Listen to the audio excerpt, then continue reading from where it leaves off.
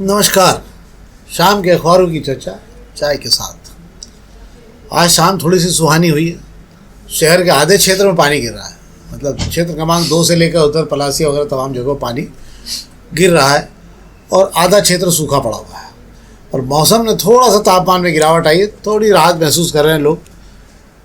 उम्मीद है कि 1-2 दिन प्री मानसून की बारिश इसी प्रकार से होती रहेगी। हालांकि मानसून के आने के फिलहाल कोई आसार 20-22 तारीख के पहले यहाँ नहीं दिख रहे हैं। ये अलग बात है, इस पर भी हम बात करेंगे। कल राष्ट्रपति जी ओमकारेश्वर आ रही हैं, सारी वीआईपी व्यवस्था कल रहेगी। अगले 3 दिनों तो 17 से 19 तारीख तक जो है पूरा प्रशासन शासन जो है वो वीआईपी व्यवस्था में व्यस्त रहेगा। कलेक्ट्रेट का कोई काम हो तो 2-3 दिन आप आराम कर सकते हैं, सोमवार मंगलवार से फिर देखा जाएगा। पहले पेज की कुछ खबरों की बात भी हम करेंगे। आज दोपहर के पहले पेज की खबरों की बात करेंगे। सोना बहुत ज़बरदस्त आग लगने वाली सोने में। 3 एजेंसियों ने कहा है कि सोना इतना ज़बरदस्त महंगा होने वाला अगले कुछ समय में, इसी साल रिकॉर्ड कायम कर लेगा। और एक और सबसे बड़ी खबर जिस पर आजकल दुनिया की नज़र जा रही है पूरे देश भर में, कि राम मंदिर अयोध्या में अभी जो जांच की उसमें 45 लोग धरे पकड़े गए हैं। और मज़ेदार बात है कि 8 महीने के सीसीटीवी कैमरे के फुटेज ही गायब है वहाँ से। दावा ये किया जा रहा है करोड़ों का हार, करोड़ों के जेवर, करोड़ों की जो उनकी चरण पादुका वगैरह सब वहाँ पर जो भी थी वो नहीं है। मतलब कुल मिला के बड़ा जम के वहाँ पर लोगों ने वार त्यौहार बनाया है। जो भी लोग पकड़े जा रहे हैं, कहा जा रहा है कि ये केवल मोहरे हैं, बड़े खिलाड़ी अभी भी बचे हुए हैं। तो देखा जाएगा, उस पर भी हम बात करेंगे। सबसे आखिरी में खबरें बहुत सारी हम आपको बताएंगे, पर आज सबसे पहले अग्निबाण खबर शुरू कर रहे हैं। तो आज 17 तारीख है, 17 जून है आज, और इंदौर का मौसम का हमने आपको बता ही दिया। तो 17 जून आज अग्निबाण खबरों शुरू कर रहे हैं। अग्निबाण की 1-2 खबरों पर हम बात करेंगे। यस, अग्निबाण में एडवांस एकेडमी से लेकर रिंग रोड तक सड़क के बाधक पेड़ कटेंगे। बहुत लंबे समय बाद इधर आप 2-4 पेड़ लगा कर राहत महसूस करते हैं, उधर 233 पेड़ पूरी तरह कट जाएंगे। 111 शिफ्ट किए जाएंगे, मतलब ये भी 111 ही बर्बादी हो जाएंगे। मेरे तो नहीं मालूम इनका बाइबल क्या है। और कई शर्तों के साथ नगर निगम ने मंजूरी, वन विभाग को नगर निगम को मंजूरी दे दी है। मतलब कुल मिला के ये है कि ये हो गए 200, 300, 350 झाड़ जो है शहर के बड़े बड़े झाड़ जो कई साल पुराने, वो अब कटना शुरू हो जाएंगे। क्या है साहब? सही जो बढ़ते जल संकट और गिरते भूजल स्तर के बीच में सड़क के लिए जो 350 पेड़ की जो बलि जो है एक ही सड़क पर दी जाने वाली है। इसके बदले में निगम के ऊपर शर्तें भले भारी भरकम लगा दी गई है कि वे इसे 1 की बजाय 10 पेड़ लगाएगा। अब निगम तो हर साल पेड़ लगाता है, उसकी गिनती संख्या जो है इस सड़क के लिए अलग से गिनाने की जरूरत नहीं है। जो पेड़ लगेंगे हर साल बारिश के, हाँ, पौधारोपण का जो कार्यक्रम होगा उसी में काउंट करा लिए जाएंगे। हम तो इतने पौधे हर साल ही लगा रहे हैं, पर सवाल सिर्फ वही आता है कि आप जो पेड़ उधार रहे हैं सड़क के लिए, इतने पेड़ अगर हटाए जा रहे हैं तो उसके लिए एक अलग से जो आपको जगह बनानी चाहिए और वहाँ पर उतने पेड़ लगाकर आपको बताना चाहिए कि इस सड़क की कुर्बानी के लिए इतने पेड़ हमने काटे थे और आज यहाँ पर वापस लगाए गए। मुझे लगता है इसी की साइड में इन्हीं पेड़ों का जो है पुनर्स्थापन कर देना चाहिए, ताकि लोगों को दिखता रहे कि क्या काम हुआ था और वहाँ पर सड़क पर वो झाड़ जो लगाए थे, जो काट के हटाए गए थे, वो लग गए हैं। अगर ये प्रयास किया जाएगा तो अच्छा होगा। दूसरा, शहर भर में मॉडर्न रोड पे जहाँ जहाँ भी काम चालू होने की स्थिति बन गई है, जिनसी का रोड पे काम चालू हो ही गया है, छावनी वाले रोड पे काम चल ही रहा है, और इसी के साथ जंजीरवाला से अटल द्वार तक जहाँ जहाँ भी बिना बाधा वाले, मतलब जहाँ बाधा नहीं है, जहाँ खाली पड़ी हुई सड़क, उस पर भी काम शुरू हो गया है। तो मुझे ऐसा लग रहा है कि अगले कुछ दिनों में आपको सड़कें आकार लेती हुई शहर की मॉडर्न रोड की सड़कें दिखने लगेगी। अब सवाल उठता है कि अगर पानी गिरना शुरू हो गया तो ये सड़कों का काम जो है, ये डामर की बन रही है, सीमेंट की, साहब कंक्रीट की बन रही है, तो इसलिए काम रुकने की संभावना कम रहेगी। पर सीमेंट की सड़कें बनी तो साथ हो सकता है कि बारिश में कोई काम रुकेगा नहीं। हम भी देखते हैं और आप भी देखिए, इंतजार करिए, ये सड़कें बन गई तो बड़ी राहत महसूस होगी। क्यों साहब? जी बिल्कुल, मास्टर प्लान की सड़कों को काम की बाधाएं हटाने का काम चल रहा है और शहर के मध्य क्षेत्र की 4 सड़कों की जो बाधाएं हटाने के बाद में उम्मीद की जा रही है कि सड़कें तेजी से बनेगी। आप बात कर रहे हैं अटल द्वार से लेकर जंजीरवाला वाली सड़क की, तो मुझे ऐसा लगता है जिस रफ्तार से ये सड़क बन रही है, मास्टर प्लान की सारी सड़कें बन जाएगी, उस तब तक भी ये पूरी होती नजर नहीं आ रही है मुझे। हाँ, पर कहने को तो रहेगा कि रोड का काम चालू हो गया, कम से कम यह है ना, या गालिब बंद बहलाने के लिए प्रस्ताव भी अच्छा है। एक और खबर पर बात करें, अग्निबाण की 2-3 खबरें लिए। प्रधानमंत्री कर सकते हैं इंदौर मेट्रो के दूसरे चरण का लोकार्पण। ये 20-21 को होना था, शायद इसकी कुछ तारीख बढ़ गई है। संजय दुबे साहब जो हैं इंदौर कमिश्नर रहे हैं, वे आजकल प्रिंसिपल सेक्रेटरी हैं इसमें, तो वो जो है आज समीक्षा की है उन्होंने, और लग रहा है कि लोकार्पण की तिथि इसीलिए भी आगे बढ़ गई है। रात तक मेट्रो का ट्रायल चल रहा है, अगर जो लोग देखना चाहते हैं तो देख सकते हैं कि अपर साइड पे कैसी मेट्रो चलती हुई दिखती है, वो देख सकते हैं, क्योंकि रात को कई बार 10-11 बजे तक ये मेट्रो आपको चलती हुई दिखाई देती है। प्रधानमंत्री अगर करेंगे तो निश्चित रूप से आयोजन बड़ा होगा। देखा जाएगा। क्या सर? जी बिल्कुल, मेट्रो को शहर के अंदर लाने के लिए दूसरे चरण का लोकार्पण के लिए पहले 18 तारीख मुकर्रर की गई थी, पर चूंकि राज्यसभा चुनाव के चलते 18 तारीख को वोटिंग होनी थी, उसके पहले ही चुनाव निपट गए, तो 18 तारीख की उसको बढ़ाकर इसे 21 तारीख कर दिया गया था। अब 21 तारीख को भी आगे बढ़ाने की तैयारी कर ली गई, कोशिश की जा रही है। मुख्यमंत्री मोहन यादव चाहते हैं कि दूसरे चरण की मेट्रो की जो शुरुआत है प्रधानमंत्री नरेंद्र मोदी करें, क्योंकि मोदी अभी विदेश यात्रा पर है, उनके लौटने के बाद ही तय होगा कि वे इंदौर को समय देते हैं या नहीं देते हैं, इसलिए अभी इंतजार किया जा रहा है। और अभी फिलहाल इसको जो है 21 तारीख को जो शुरुआत होनी थी इसको टाल दिया गया है, कोई तारीख तय नहीं की गई है। संजय दुबे आज इंदौर आ गए हैंगे, बैठक ले रहे हैं, ट्रायल को देख रहे हैं, और उसके बाद बैठ के एक मंथन किया जा रहा है कि कौन सी तारीख रखी जाए, ताकि प्रधानमंत्री की अगर मंजूरी मिल जाती है तो उस हिसाब से तैयारी की जा सके। बहुत बढ़िया। और जान चाहिए हम पत्रिका खबरों की बात कर लेते हैं। पत्रिका में एक दो खबरें, एक आध खबर जिस पर हम बात करते हैं।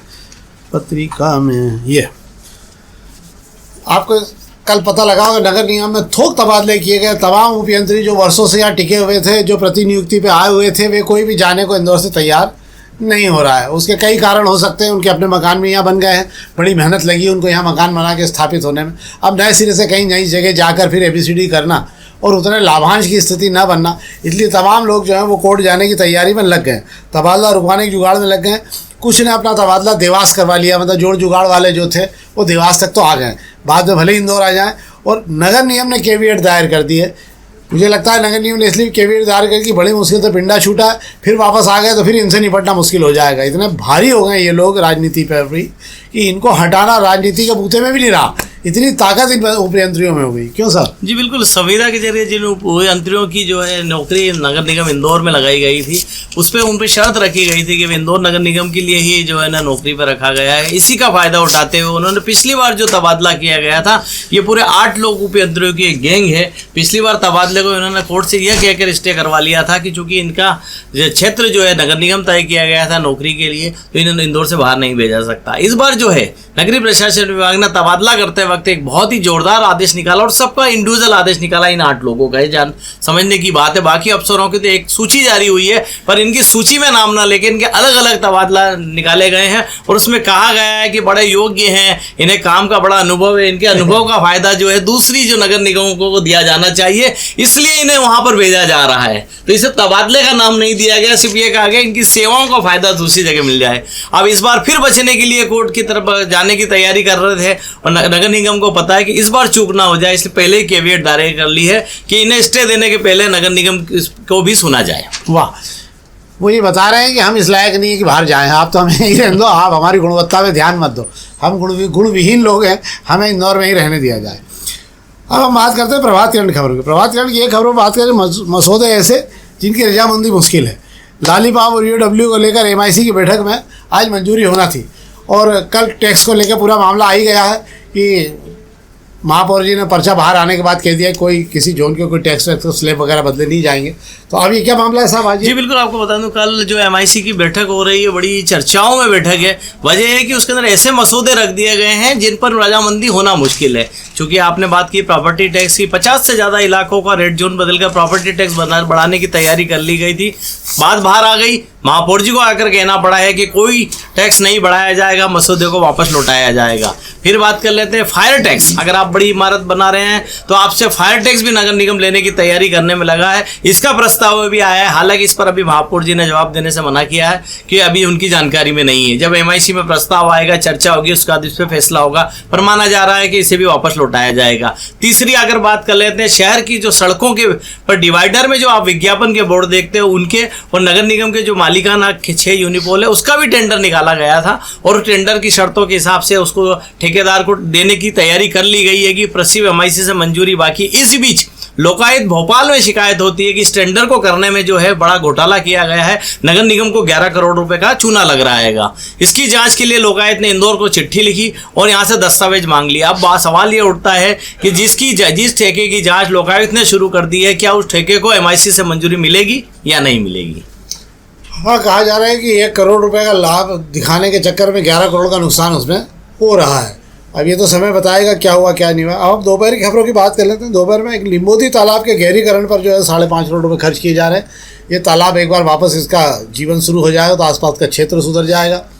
इसके अलावा पिछले लंबे समय से इंदौर के अंदर जल गंगा अभियान जो चल रहा था उसके तमाम तालाबों का गहरीकरण किया गया है। पर सबसे बड़ी बात यह है कि गंभीर नदी को पुनर्जीवन करने को लेकर जो सर्वे किया जा रहा था, हम कोशिश कर रहे हैं उसकी रिपोर्ट आ जाए कि क्या स्थिति रहेगी और कैसे उसको पुनर्जीवित किया जाएगा। निश्चित रूप से अगर ये नदी का पुनर्जीवन होता है तो इंदौर के लिए एक बहुत बड़ी बात होगी। वैसे भी मालवा निमाड़ जो है मध्य प्रदेश को नदियों का मायका कहा जाता है। यहाँ पर तमाम नदियों का मायका कहा जाता है कि ये नदियाँ जो हैं इनका मायका यहाँ है। तो मुझे ऐसा लगता है कि अगर ये जब नदियाँ पुनर्जीवित हो गई तो हमें एक बड़ा संदेश देने को भी मिलेगा, चाहे गंभीर हो चाहे दूसरी नदियाँ हो। जी बिल्कुल, आप सही कह रहे हैं। जल गंगा संवर्धन अभियान के अंदर तो जल स्रोतों को संवारने की काम चल रहा है। लिम्बोदी की अगर बात कर ली जाए तो लिम्बोदी में पानी तो आता है पर बारिश खत्म होने से पहले ही वो खत्म हो जाता है। उसमें पानी टिकता नहीं। इस पानी को टिकाने के लिए उसे गहरा किया जा रहा है, उसकी चैनल से कब्जे हटाए जा रहे हैं ताकि भरपूर पानी की आवक बने। और आपको बता दूं, लिम्बोदी में जो पानी आता है वही आगे चलकर बिलावली तालाब तक जाता है।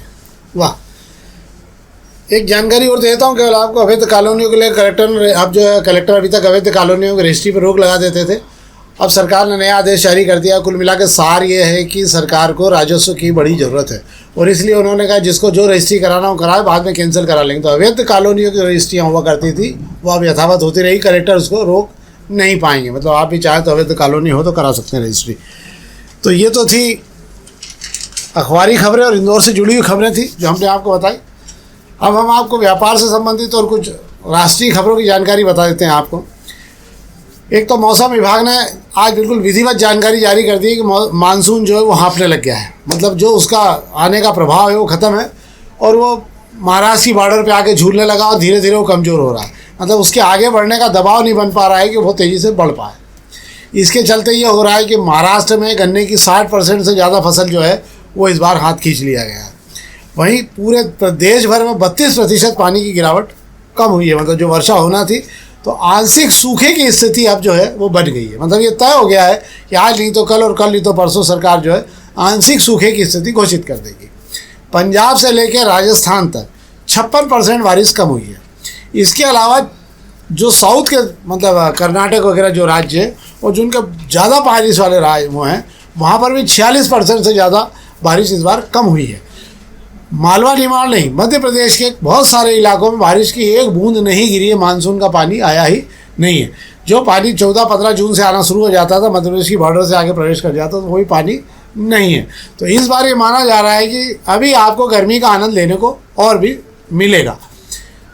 अगर ये हुआ और पानी नहीं गिरा, अगर 2-3 इंच गिर भी गया अगर जून में, तो ये आपकी पानी की पूरी क्षमता, क्योंकि जून का कोटा मतलब इंदौर की बात करते हैं तो 6 इंच का, 2 इंच पानी गिर भी गया तो इससे कोई मामला होने वाला नहीं है। एक बड़ी खबर ये थी जो हमने आपको बताई। इसको लेकर अलग अलग एनालिसिस भी जारी होना शुरू हो गए हैं कुल मिला के। और बाज़ार जो है, शेयर बाज़ार वगैरह में भी निवेशकों को कहा गया है कि आंशिक सूखे की स्थिति है उसके हिसाब से व्यापार करना करें। मतलब निवेश ऐसा लगाएं कि बाद में आप उलझ न जाएं। दूसरा, दुनिया भर में जमकर जो वर्ल्ड गोल्ड काउंसिल है उसने एक रिपोर्ट जारी की और उन्होंने बताया कि दुनिया भर के 96 देश जो हैं वो इस साल ज़बरदस्त सोने की खरीदी करने वाले हैं। मतलब जो रिजर्व बैंक है उनके, सेंट्रल बैंक कहलाते हैं, केंद्रीय बैंक, वो ज़बरदस्त सोने की खरीदी करने जा रहे हैं। इसके चलते दुनिया भर में सोने की मांग बहुत तेज़ी से बढ़ेगी और सोने की कीमत जो है वो $6,000 प्रति औंस पहुँच जाएगी। औंस का मतलब 28 ग्राम का होता है। $6,000 में 28 ग्राम सोना आएगा। तो सोने की कीमतों में आग लगना तय है। और इसको लेकर जो है एक रिपोर्ट एक और एजेंसी ने जारी की है, वर्ल्ड गोल्ड काउंसिल के अलावा भी गोल्डमैन सैक्स ने कहा है कि हम अपनी बात पे आज भी यथावत हैं कि $6,000 के भाव इसी साल आपको सोने में देखने को मिलेंगे। तो एक खबर ये थी। शेयर बाजार में आज हरा भरा रहा, मतलब ठीक रहा। रुपया आज 14 पैसे सूद रहा है।